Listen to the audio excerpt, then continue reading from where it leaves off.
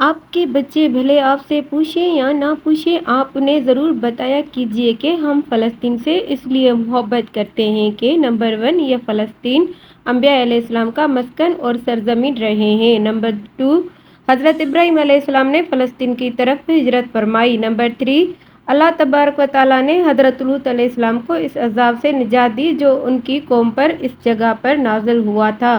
Number 4 حضرت داؤد علیہ السلام نے اسی سرزمین پر سکونت رکھی اور اپنا یہی محراب بھی تعمیر فرمایا۔ نمبر 5 حضرت سلیمان علیہ السلام اسی ملک میں بیٹھ کر ساری دنیا پر حکومت فرمایا کرتے تھے۔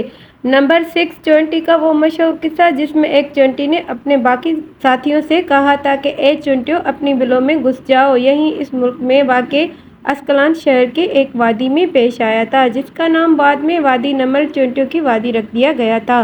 نمبر 7 حضرت زکریا علیہ السلام کا محراب بھی اسی شہر میں ہے۔ نمبر 8 حضرت موسیٰ علیہ السلام نے اسی ملک کے بارے میں اپنے ساتھیوں سے کہا تھا کہ اس مقدس شہر میں داخل ہو جاؤ۔ انہوں نے اس شہر کو مقدس شہر اس کے شرک سے پاک ہونے اور انبیاء علیہ السلام کے مسکن ہونے کی وجہ سے کہا تھا۔ نمبر 9 اس شہر میں کئی معجزات وقوع پذیر ہوئے جن میں ایک کنواری بی بی حضرت بی بی مریم کے بطن سے حضرت عیسیٰ علیہ السلام کی ولادت مبارکہ بھی ہے۔ نمبر 10 حضرت عیسیٰ علیہ السلام کو جب ان کی قوم نے قتل کرنا چاہا تو اللہ تبارک و تعالیٰ نے انہیں اسی شہر سے آسمان پر اٹھا لیا تھا۔ نمبر 11 ولادت کے بعد جب عورت اپنی جسمانی کمزوری کی انتہا پر ہوتی ہے، ایسی حالات میں بی بی مریم کا کھجور کے تنے کو ہلا دینا بھی ایک معجزہ الہی ہے۔ نمبر 12 قیامت کے علامات میں سے ایک حضرت عیسیٰ علیہ السلام کا زمین پر واپس تشریف لانا اسی شہر کے مقام سفید مینار کے پاس ہوگا۔ نمبر 13 اسی شہر کے ہی مقام باب لد پر حضرت عیسیٰ علیہ السلام مسیح دجال کو قتل کریں گے۔ نمبر 14 فلسطین ہی ارض محشر ہے۔ نمبر 15 اسی شہر سے ہی یاجوج اور ماجوج کا زمین میں قتال اور فساد کا کام شروع ہوگا۔ نمبر 16 اس شہر میں وقوع پذیر ہونے والے قصوں میں سے ایک قصہ طالوت اور جالوت کا بھی ہے۔ نمبر 17 فلسطین کو نماز کی فرضیت کے بعد مسلمانوں کا قبلہ اول ہونے کا اعزاز بھی حاصل ہے۔ ہجرت کے بعد حضرت جبرائیل علیہ السلام دوران نماز ہی حکم ربی سے آقا علیہ السلام کو مسجد اقصیٰ فلسطین سے بیت اللہ کعبہ شریف مشرفہ مکہ مکرمہ کے طرف رخ کرا گئے تھے۔ جس مسجد میں یہ واقعہ پیش آیا وہ مسجد آج بھی مسجد القبلتین کہلاتی ہے۔ نمبر 18 حضور اکرم صلی اللہ علیہ وآلہ وسلم معراج کی رات آسمان پر لے جانے سے پہلے مکہ مکرمہ سے یہاں بیت المقدس فلسطین لائے گئے۔ نمبر 19 سرکار دو عالم صلی اللہ علیہ وآلہ وسلم کی اقتداء میں انبیاء علیہ السلام نے یہاں نماز ادا فرمائی، اس طرح فلسطین ایک بار پھر سے سارے انبیاء کا مسکن بن گیا۔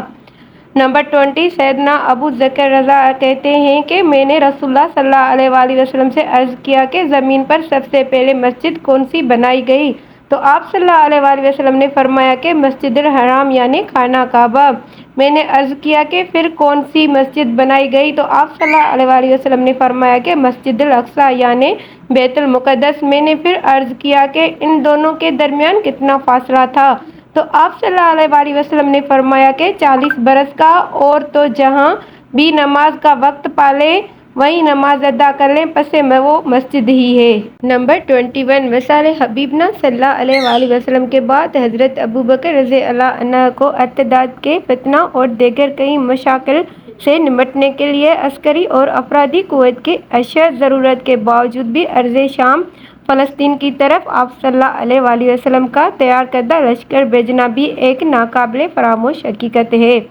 نمبر 22 اسلام کے سنہری دور فاروقی میں دنیا بھر کی فتوحات کو چھوڑ کر محض فلسطین کی فتح کے لیے خود سیدنا عمر کا چل کر جانا اور وہاں پر جا کر نماز ادا کرنا اس شہر کی عظمت کو اجاگر کرتا ہے۔ نمبر 23 دوسری بار بینہ معراج کی رات بروز جمعہ 27 رجب 583 ہجری کو صلاح الدین ایوبی کے ہاتھوں اس شہر کا دوبارہ فتح ہونا بھی ایک نشانی ہے۔ نمبر 24 بیت المقدس کا نام قدس قرآن سے پہلے تک ہوا کرتا تھا۔ قرآن نازل ہوا تو اس کا نام مسجد الاقصیٰ رکھا گیا۔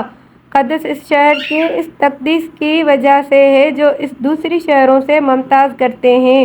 اس شہر کے حصول اور اسی رومیوں کے جبر و استباد سے بچانے کے لیے 5000 سے زیادہ صحابہ کرام رضوان اللہ علیہم اجمعین نے جام شہادت نوش کیا، اور شہادت کا باب آج تک بند نہیں ہوا، سلسلہ ابھی تک چل رہا ہے۔ یہ شہر اسی طرح شہیدوں کا شہر ہے۔ نمبر 25، مسجد اقصی اور بلاد شام کی اہمیت بالکل حرمین شریفین جیسی ہی ہے۔ جب قرآن پاک کی یہ آیت وَتِینٍ وَزَیتُونٍ وَطُورٍ سِینِینَ وَھَٰذَا الْبَلَدِ الْأَمِینِ نازل ہوئی تو ابن عباس کہتے ہیں کہ ہم نے بلاد شام کو التین انجیر سے، بلاد فلسطین کو الزیتون زیتون سے، اور الطور سنین کو مصر کے پہاڑ کوہ طور جس پر جا کر حضرت موسیٰ علیہ السلام اللہ پاک سے کلام کیا کرتے تھے، اس سے استدلال کیا۔ نمبر 26، اور قرآن پاک کی یہ آیت مبارک وَلَقَدْ كَتَبْنَا فِی الزُّبُورِ مِن بَعْدِ الذِّکْرِ إِنَّ الْأَرْضَ يَرِثُهَا عِبَادِیَ الصَّالِحُونَ سے یہ استدلال لیا گیا کہ امت محمد حقیقت میں اس مقدس سرزمین کی وارث ہے۔ نمبر 27، فلسطین کی عظمت کا اندازہ اس بات سے لگایا جا سکتا ہے کہ یہاں پر پڑھی جانے والی ہر نماز کا اجر 500 گنا بڑھا کر دیا جاتا ہے۔